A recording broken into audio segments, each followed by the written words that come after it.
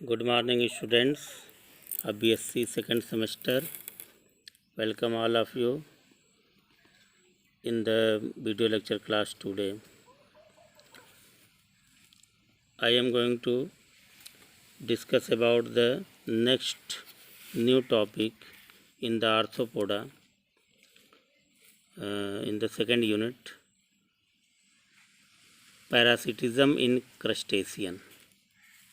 Crustacean के अंदर जो पैरासिटिज़म पाए जाते हैं, अभी इसके पहले तो लार्वल स्टेज आपने देखा था, how many type are larval stage found in the arthropoda. लेकिन अब यहाँ पे आप पढ़ेंगे how many type parasites are found in the crustacean group. Crustacean group में कितने तरह के पैरासाइट पाए जाते हैं, कौन कौन से पैरासाइट पाए जाते हैं, ये चीज़ आप यहाँ देखेंगे। तो सिलेबस के हिसाब से इस पेपर में देखिए यूनिट सेकंड के फर्स्ट पेपर के यूनिट सेकंड में आर्थ्रोपोडा, तो इसमें जो लार्वल फॉर्म ऑफ क्रस्टेशियन हो चुका था, अब ये जो पैरासिटिज्म इन क्रस्टेशियन ये स्टार्ट करने जा रहे हैं। इसमें कि कई तरह के जो पैरासाइट पाए जाते हैं, क्योंकि ये इंसेक्ट का जो ग्रुप है इसमें पैरासाइट बहुत पाए जाते हैं, कई तरह के पैरासाइट पाए जाते हैं, क्योंकि ये बहुत बड़ा ग्रुप होता है। तो इसमें बड़ा ग्रुप होने की वजह से पैरासाइट के जो है कि ग्रुप भी जो है कि डिफरेंट टाइप के होते हैं। तो सबसे पहले पैरासाइट क्या होते हैं, पैरासिटिज्म क्या होता है, और ये सारी चीज़ें हम देखेंगे। और कौन कौन से क्रस्टेशियन ग्रुप में पैरासाइट के ग्रुप हैं ये देखेंगे। उसके बाद जो है कि इनके जो पिक्युलरिटीज़ हैं पैरासाइट के, इनके माने किस तरह से ये फीड करते हैं, किस तरह से रिप्रोड्यूस करते हैं, किस तरह से ये जो है कि लोकोमोट करते हैं, तो ये सारी चीज़ें पहले हम देखेंगे। उसके बाद फिर कितने तरह के पैरासाइट हैं, एक एक पैरासाइट के स्ट्रक्चर और फंक्शन को हम जो है कि देखेंगे। तो यानी कि ये भी जो है कि एक टॉपिक लंबा है, इसमें कई वीडियो में ये सारी चीज़ें आएंगी, एक साथ नहीं आ पाएंगी। तो फिलहाल हम ब्रेक वीडियो के साथ भी हम जो है देंगे, लेकिन सारे मैटर को धीरे धीरे आप तक पहुँचाएँगे। पैरासिटिज्म इन क्रस्टेशियन। पैरासिटिज्म क्या है, यानी परजीविता। कोई एक एनिमल जब किसी दूसरे एनिमल के ऊपर डिपेंड होकर के जीता है, अपना लाइफ साइकिल चलाता है, यानी दूसरे के ऊपर निर्भर होकर जो है कि वो जीता है, तो जिस एनिमल के ऊपर वो निर्भर होकर जीता है उसी के बॉडी से नरिशमेंट लेता है, फूड मटेरियल लेता है, और उसका चूसता है उसके ब्लड को, या उसके ऊपर डिपेंड आता है। फिर धीरे धीरे वो जब वो एनिमल जब डिजीज़ हो जाता है, वो रोगी हो जाता है, जब मर जाता है, फिर वो पैरासाइट उसको छोड़ के भाग जाता है, हट जाता है। तो इस तरह के जो कि परजीविता के जो गुण को हम पैरासिटिज्म करते हैं, जो किसी के ऊपर बैठ करके, किसी के ऊपर सिट करके, किसी के ऊपर जो है कि डिपेंड होकर के अपना जीवन का निर्वाह करते हैं, यानी ये आत्मनिर्भर नहीं होते, ये इंडिपेंडेंट नहीं होते हैं। Those animal which are independent and survive their whole life on the other animals is known as parasite. तो इस तरह से वो पैरासाइट के लिए एक होस्ट ज़रूरी है, यानी कि जिस पर वो निर्भर करते हैं, जिस पर वो डिपेंड रहते हैं। तो इस तरह से होस्ट, और ये प्रीडेटर होते हैं, ये शिकारी होते हैं। जैसे शिकारी शिकार करता है तो किसी चीज़ पर निर्भर होता है जिसका शिकार करता है, तो उसी तरह से यहाँ पे ये एक दूसरे के जो रिलेशनशिप है वो यही है। तो पैरासिटिज्म इन क्रस्टेशियंस में आप देखेंगे, पैरासिटिज्म पहले ये डिफिनीसन हम जो है कि डिस्क्राइब करने जा रहे हैं। An association between two organisms, यानी दो ऑर्गेनिज्म के बीच में एक ऑर्गेनाइजेशन है, एक जो संबंध है, एक तरह का जो है कि आदान प्रदान होता है दो एनिमल के बीच में, उसी को एक एसोसिएशन है ये। An association between two organisms of the same और डिफरेंट स्पीसीज़। और ये दो जो स्पीसीज़ हैं, दो एनिमल हैं, दो ऑर्गेनिज्म है, वो एक तरह के भी हो सकते हैं और अलग अलग तरह के भी हो सकते हैं, जिनके आपस बीच में एसोसिएशन होता है। विच द सिमिलर वन, यानी उसमें से कोई एक समान भी होते हैं या डिफरेंट भी होते हैं, इसी को हम क्या बोलते हैं, पैरासाइट। यानी दो ऑर्गेनिज्म के बीच, दो एनिमल के बीच में आपसी इस तरह का संबंध जिसमें दोनों समान भी होते हैं, भिन्न भिन्न भी होते हैं। तो यानी कि पैरासिटिज्म क्या है, एक एसोसिएशन है, एक संबंध है, दो ऑर्गेनिज्म के बीच का संबंध है, और दोनों ऑर्गेनिज्म एक तरह के भी हो सकते हैं और डिफरेंट टाइप के भी हो सकते हैं। इसी को हम कॉल्ड द पैरासाइट, इसी को पैरासाइट कहते हैं। लिव्स इनसाइड और अपॉन द बॉडी, ये जो पैरासाइट होते हैं या तो जिस एनिमल्स के साथ संबंध जुड़े हुए हैं या तो उस एनिमल के बॉडी के अंदर जो है कि रहते हैं या तो उसके बॉडी के ऊपर रहते हैं। तो लिव्स इनसाइड और upon the body of the larger one, यानी कि अगर पैरासाइट छोटा है तो वो जो है कि उसके ऊपर जो है कि रहेगा बॉडी के अंदर, और अगर जो कि बड़ा है तो वो जो है कि उसके बॉडी में जो है कि इंटर करने की कोशिश करेगा। इस तरह से चाहे वो ऊपर हो चाहे अंदर हो, चाहे बाहर रहते हैं बॉडी के अंदर रहते हैं पैरासाइट, चाहे बाहर, तो जिस पर भी ये रहते हैं, यानी जिस एनिमल के इनसाइड होते हैं चाहे अपर साइड होते हैं, उस एनिमल को होस्ट कहते हैं। तो होस्ट से ही हॉस्टल बना है। जैसे हॉस्टल में विद्यार्थी जो है कि स्टूडेंट रहते हैं, तो उसी तरह से जो पैरासाइट होते हैं वो अपने होस्ट के ऊपर या तो उसके बॉडी के अंदर रहते हैं। And obtained its nourishment from the latter, और फिर जिस पर ये जिसके अंदर होते हैं या जिसके ऊपर ये जीते रहते हैं उसी से वो जो है कि नरिशमेंट प्राप्त करते हैं, उसी से वो जो है वो खाने की खुराक प्राप्त करते रहते हैं विदाउट एक्चुअली डिस्ट्रॉइंग इट। या तो ये उसके ऊपर से खुराक जो लेते रहते हैं, नरिशमेंट लेते रहते हैं, तो कोई नुकसान नहीं पहुंचाते, बस खुराक लेते रहते हैं, या नहीं तो कभी कभी अपने खुराक लेने के चक्कर में जो है कि ये उसको नुकसान भी पहुंचा देते हैं। तो जो नुकसान पहुंचाने वाले होते हैं एनिमल, तो उसी को तो जो नुकसान पहुंचा देते हैं यानी कि उस पर रहते हैं, तो उसको इस तरह के जो क्रिया गतिविधि है इसको जो है कि पैरासिटिज्म बोलते हैं। Parasitism without actually destroying it is called parasitism. तो इसको पैरासिटिज्म बोलते हैं। Parasitism differ from predation in which the prey Parasitism differs from predation in which the prey host is killed by the predator। अब parasitism में predation में अंतर होता है, तो यहाँ हम लोग पैरासिटिज्म पढ़ रहे हैं। प्रीडेशन में पैरासिटिज्म में क्या अंतर है? Parasitism differ from the predation, predation मतलब शिकार करना, और पैरासिटिज्म मतलब किसी के ऊपर जो निर्भर रहना। तो इसमें क्या अंतर? इन विच द प्रे होस्ट, यानी जो प्रे होता है यानी जो दुश्मन होता है, is killed by the predator. तो इसमें क्या प्रेडेशन क्या होता है? जो प्रेडेटर होता है वो अपने होस्ट को मार डालता है, और इसमें पैरासाइट जो होता है जिस पर होता है वो उसको या तो नुकसान पहुंचाता है या तो नहीं भी पहुंचाता है। तो ये थोड़ा सा अंतर है। प्रेडेशन में क्या होता है कि शिकारी जो शिकार को मार डालता है और उसी से नरिशमेंट लेता है। पैरासिटिज्म में क्या होता है कि जो एनिमल जिस होस्ट पे रहता है उस होस्ट से नरिशमेंट लेता है, लेकिन उससे जल्दी मारता नहीं है, और कभी कभी ज़्यादा जो है कि इन्फेक्शन का हो जाता है तो वो ऑलरेडी उस प्रॉब्लम से मर जाता है। तो इस तरह से जो है कि प्रीडेशन और पैरासिटिज्म में जो डिफरेंस है वो आपने देखा। अब कौन कौन से ग्रुप हैं ये पैरासिटिज्म के, वो हम आपके सामने दे रहे हैं। Parasitic groups of crustacea. Crustacean group में जो पैरासिटिक ग्रुप्स होते हैं जिसमें पैरासाइट पाए जाते हैं वो कौन कौन से ग्रुप हैं? Parasitism prevails in several groups of crustacea. कई इसके ग्रुप हैं। कौन कौन है? Such as copepoda, branchiura, cirripedia, isopoda and एम्फीपोडा।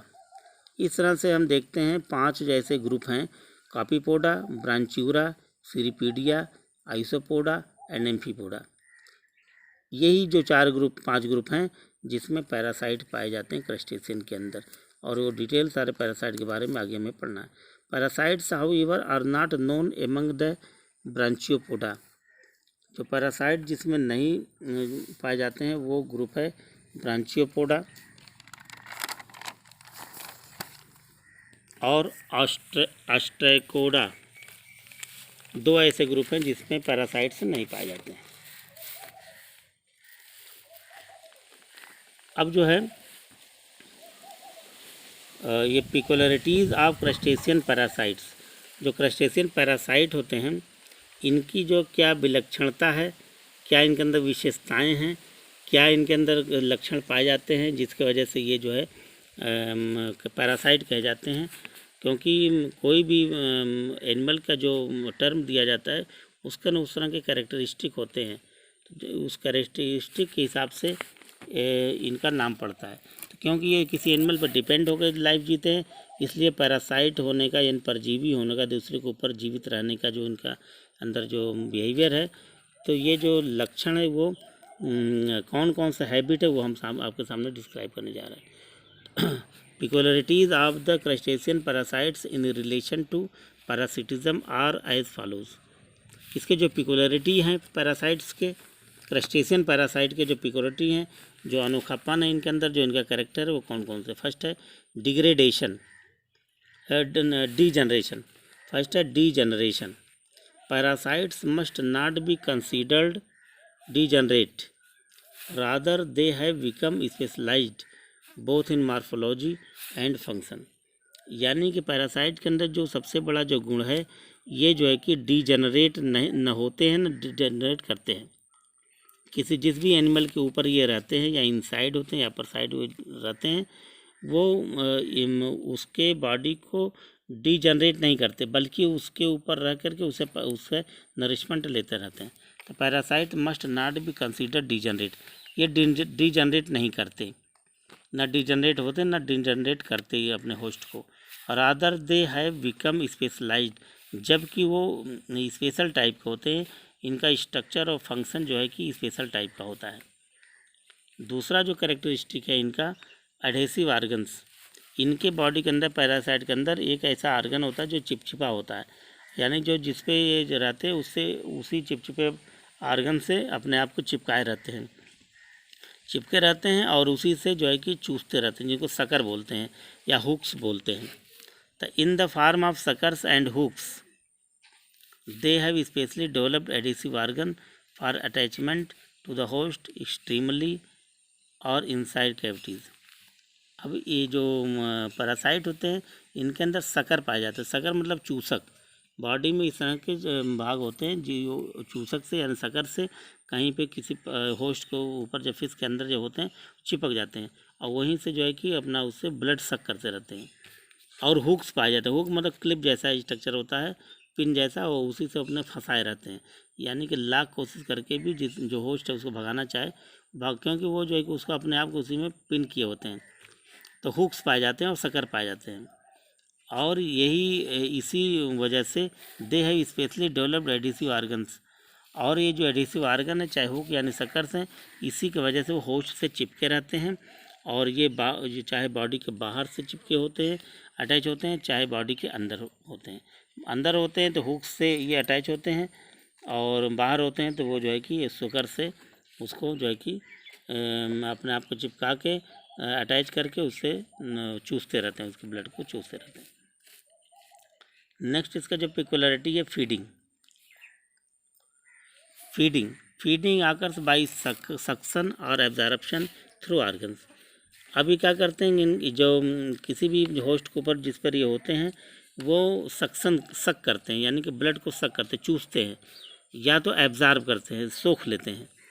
ये अपने आर्गन से सकर हो चाहे हुक से अटैच होकर के ये उसके एनिमल बॉडी के ऊपर से, यानी खासतौर से फ़िश की बात हो रही है तो फ़िश में जो है कि फ़िश हो चाहे कोई एनिमल हो, तो उसमें से जो है ये ब्लड को सक करते रहते हैं, चूसते रहते हैं, सोख लेते हैं, ऑब्जर्व कर लेते हैं। जैसे जोंक है, केचुआ है, किसी एनिमल के ऊपर अटैच है तो वो चिपका रहता है और जो ब्लड को सक करता रहता है, धीरे धीरे कमज़ोर करता रहता है।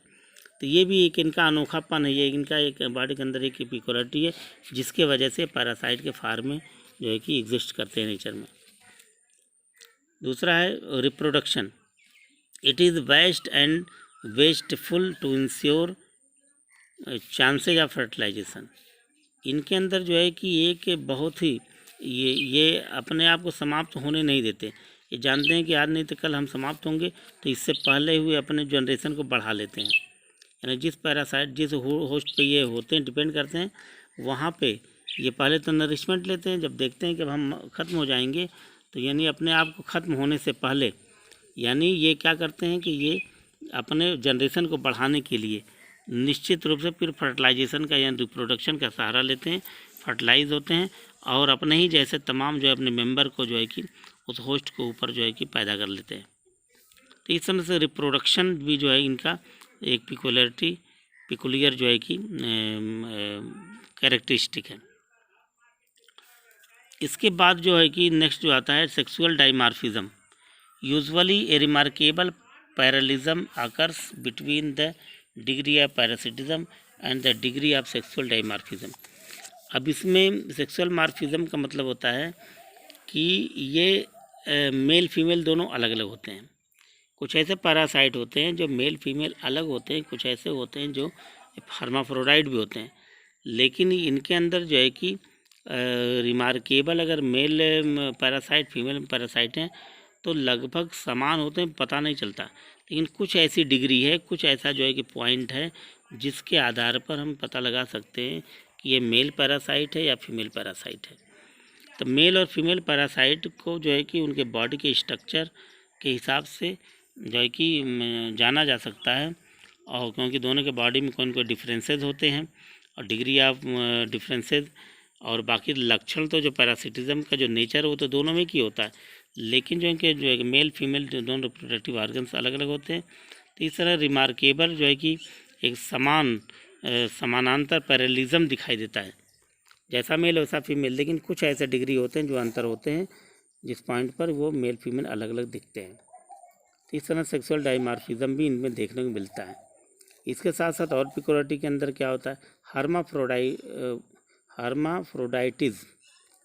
हर्माफ्रोडाइटिज्म का भी हमने जिक्र किया। हर्माफ्रोडाइटिज्म में क्या है कि एक ही एनिमल बॉडी के अंदर मेल और फीमेल दोनों रिप्रोडक्टिव ऑर्गन होते हैं। तो हम कह सकते हैं कि in the hermaphrodite animal there are both male and female sexual organs are situated in their body.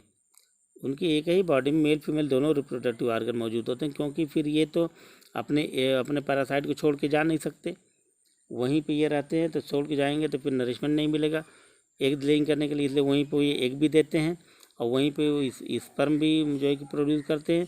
तो फर्टिलाइजेशन भी होता है, यानी कि एक ही एनिमल बॉडी में जब दोनों जो है कि सेक्स ऑर्गन्स होते हैं तो इनको काफ़ी सुविधा हो जाती है, और ये जहाँ रहते हैं नरिशमेंट भी लेते रहते हैं, अपने जनरेशन को आगे बढ़ाते भी रहते हैं।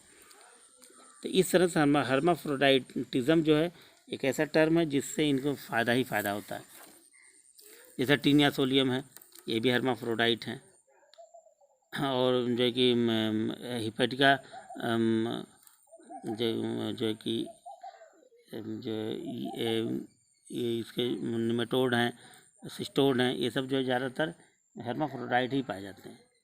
हर्माफ्रोडाइटिज्म जो है इसमें पैरासिटम में के मेन लक्षण में आता है। इसके अलावा जो है कि नेक्स्ट जो है पिक्युलरिटी इसका लाइफ साइकिल।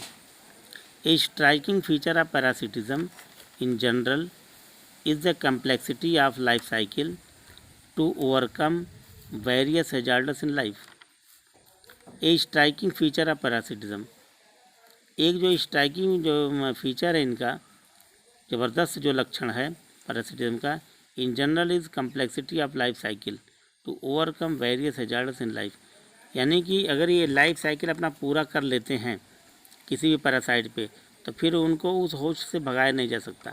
इसीलिए इनके लाइफ साइकिल को अगर ब्रेक कर दिया जाए तो ये पैरासाइट वहाँ पे टिक नहीं सकते।